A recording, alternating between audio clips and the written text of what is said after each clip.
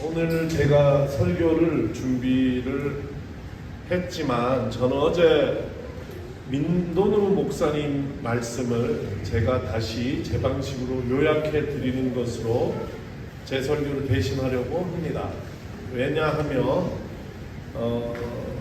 어제 말씀이 일상의 영성이라는 우리 주제에 대한 정말 좋은 대답이었는데, 그렇기 때문에 우리 참여하신 분들이 다 더 잘 이해할 수 있기를 바라고, 이해할 뿐만 아니라 이 말씀을 다시 듣는 중에 여러분 마음에 어떤 결심이 생기기를 바라고, 또 수련에 참석하지 못했지만 예배를 함께 드리는 분들이 짧게라도 어제 우리가 듣고 나눈 이야기가 어떤 이야기인지 이해할 수 있으면 좋겠다는 마음에서 짧게 그 이야기를 다시 드립니다.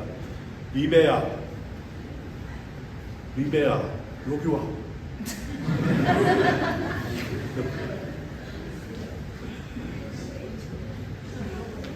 어제 민도누 목사님이 얘기한 걸 제가 조금 바꿈으로써 더 명확하게 마음에 딱 남을 수 있도록 좀 해드리고 싶어요. 들으면서 정말 좋은 내용인데 이렇게 바꾸면 더 마음에 와닿겠다. 내 나름대로 그렇게 생각했어요. 꼭 그렇다는 보장은 없어요.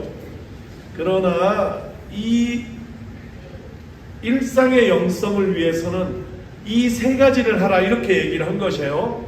그 세 가지를 하라는 건 어디 책에 쓰여 있는 말도 아니고 자기가 삶을 살면서 경험하여 보니, 또 삶의 예술학교라는 곳에 처음에는 참여자로 나중에는 강사로 나가면서 경험을 쌓다 보니, 목회의 연륜이 쌓이다 보니, 신앙생활의 연조가 쌓이다 보니 이 세 가지가 제일 중요하더라, 이렇게 경험의 근거에서 얘기를 했습니다.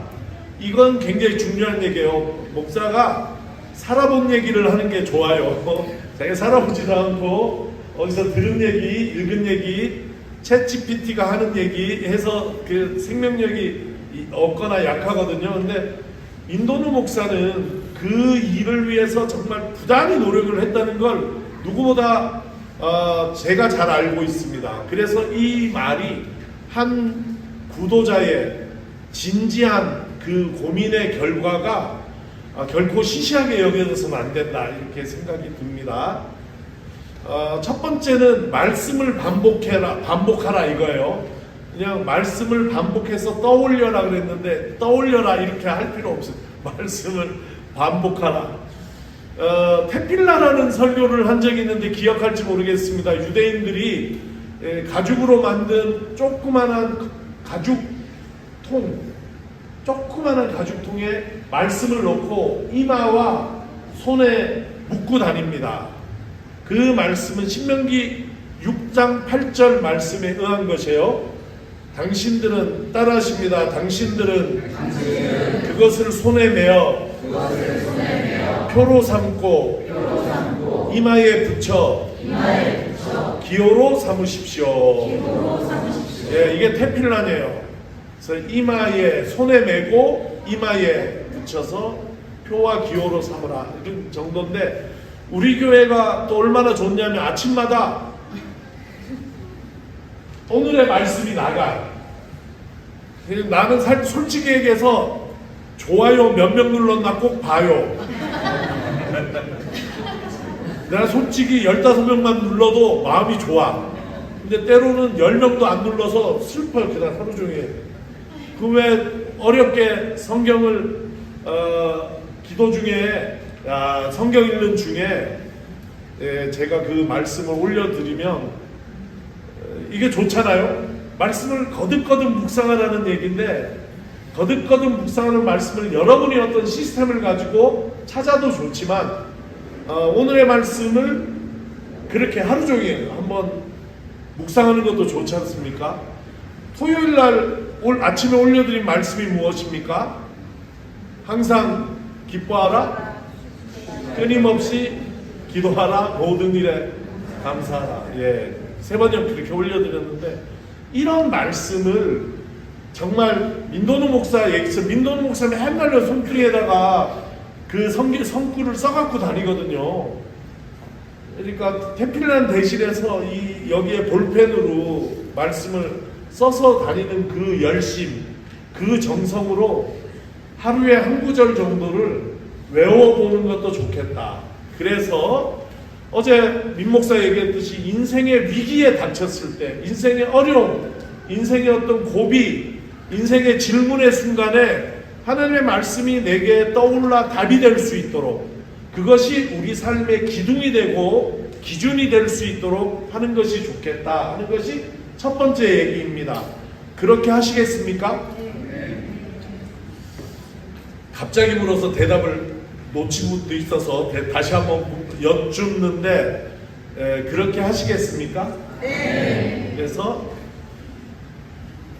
이 말씀 일상의 영성 첫 번째는 진리를 세우는 것이에요. 말씀을 반복함으로. 두 번째는 무슨 얘기를 했냐면 조금 요걸 애매하게 했는데 저는 이렇게 말을 하겠습니다. 아름다움 발견하기. 아름다움 발견하기 이렇게 얘기했어요. 제가 꽤 오래됐지만 했던 설교 중에 사진사의 눈, 파파라치의 눈 이런 설교가 있습니다. 같은 눈을 가졌는데 같은 카메라를 가지고 있는데 파파라치는 다른 사람의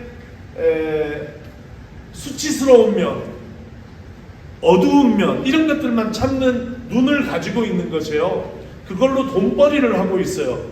반면에 사진사는 아름다움을 찾아내는 것이죠. 아름다움을. 내가 사진 찍는 피사체의 아름다운 면을 찾아내야 돼요. 그런 사진사의 눈으로 뭘 보냐면 나를 보고 또 내가 만난 사람들을 보고 세상 만물 하나님 창조하신 자연을 보면서 이 모든 것 사람과 만물 안에서 뭘 찾아내는 사람이 되냐면 아름다움을 찾아내는 사람이 되자 하는 것이에요.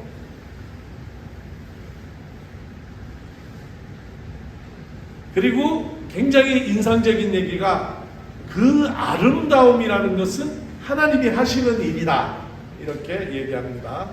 우리가 아름다움을 찾는 것은 곧 하나님을 찾는 것과 마찬가지입니다.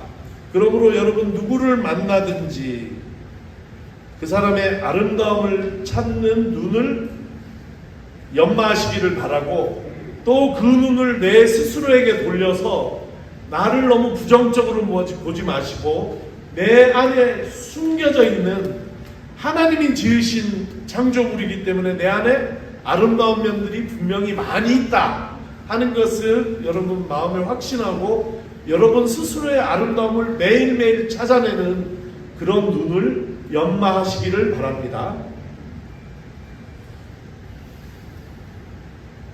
세 번째는 구체적으로 응답하기 이렇게 했는데 이 구체적으로 응답하기는 다른 말로 하면 구체적으로 감사하기예요. 내가 찾은 아름다움에 대한 내가 아름다움을 찾아냈으면 그 아름다움에 대한 나의 구체적 응답은 뭐냐면 그거는 감사입니다. 그래서 저는 감사를 세 번째로 빼겠어요. 첫째 말씀 읽기, 두 번째 아름다움 찾기, 세 번째가 감사하기. 내가 내 스스로에게 찾은 아름다움에 대해서도 감사하고 내가 누구를 만나서 그 사람에게 찾은 아름다움에 대해서도 그 사람에게 구체적으로 얘기해 주는 것이에요. 너무 좋다. 근데 이게 잘 안 돼요. 어제 우리 조별 토론하면서 우리 그룹 하면서 장미꽃 꽂기 그거 할 때 내가 느꼈는데 우리 멤버만 해도 6명인데 민도누 강사님이 하지 말라는 걸 하는 분들이 너무 여럿이 계셔서 진짜 이게 훈련이 필요하구나 그런 걸 느꼈어요. 뭐라고 얘기했냐면 그 사람이 내 아름다움에 대해서 얘기를 하면 그 아름다움에 대해서 칭송해 주라고 얘기를 했는데 우린 진짜 칭송하고 감탄하고 감사하고 이런 걸 못하고 나도 그런 경험이 있는데 그거 하지 마라 그랬거든 사실. 근데 이제 우리가 그 훈련이 잘 안 돼 있다 보니까 나도 공감을 느꼈다 그러면서 바로 내 얘기로 가는 것을 나는 봤어요. 한두 번이 아니에요. 그러니까 우리가 이것도 훈련이 필요해요. 구체적으로 내가 찾아낸 그 아름다움에 대해서 구체적으로 감사하기, 칭찬하기, 감탄하기, 이걸 모아서 감사하기라고 말을 하고 싶은 거예요. 그러니까 이 세 가지를 잘 하자, 이렇게 제가 들었는데, 제가 듣기로는 너무 좋은 방법이에요. 너무 좋은. 이걸 하는 중에 우리의 일상 삶 속에서 하나님을 만나게 되고 하나님의 손길, 하나님의 숨길과 동행할 수 있다. 저는 그렇게 확신합니다. 그래서 다시 한번 담임 목사로서 우리 교우들에게 권합니다. 이 연습을 해봅시다. 이 연습을 해봅시다. 예.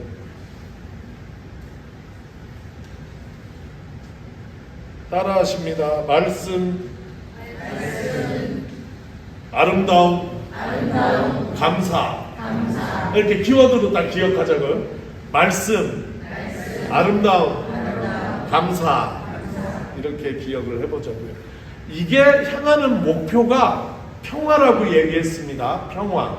얘기 맞죠? 네. 오늘 사실 제가 준비한 설교는 은혜와 평화였어요. 아주 30초로 줄여서 얘기를 하면, 바울 서신을 보면 모든 바울 서신뿐만 아니라 베드로 전후서 포함해가지고 전부 다 막 1장 2절 3절 상관을 보면 다 이 얘기가 나와요. 오늘 읽은 본문이에요. 은혜와 평화가 여러분에게 넘치기를 빕니다. 여러분에게 은혜와 평화가 넘치기를 빕니다. 이 얘기가 나와요. 물론 그 앞에 우리 아버지 하나님 아버지와 주 예수 그리스도의 이런 말이 붙지만, 그걸 빼고 나면 은혜와 평화가 여러분에게 함께하기를 빕니다. 이 얘기가 나와요. 이게 우리의 평화의 인사입니다. 그런데 그냥 평화를 얘기하는 것은 샬롬, 유대인들의 인사 방식이면, 바울은 처음부터 끝까지 이게 10군데 정도 성경에 나오는데 전부 다 그 앞에 은혜를 붙입니다. 의도적입니다. 샬롬 인사하는 거, 평화를 빕니다 하는 건 유대인들 누구나 하는 거예요. 특이하잖아요. 근데 바울의 인사에는 그 앞에 은혜와 평화를 빕니다 이렇게 붙였거든요. 저는 이것을 은혜 위의 평화, 은혜로 받은 평화, 이렇게 해석을 합니다. 그래서 하나님께서 우리에게 은혜 주셔서 우리 일상은 평화롭지 못할 수가 있지만, 그러나 하나님의 은혜로운 손길 안에서 우리 삶과 우리의 일상에 주님 주시는 평화가 가득하기를 빈다 하는 것이 바울이 권면한 인사이고, 제가 여러분에게 드리는 인사이고, 우리가 서로 나누는 인사가 되는 것입니다.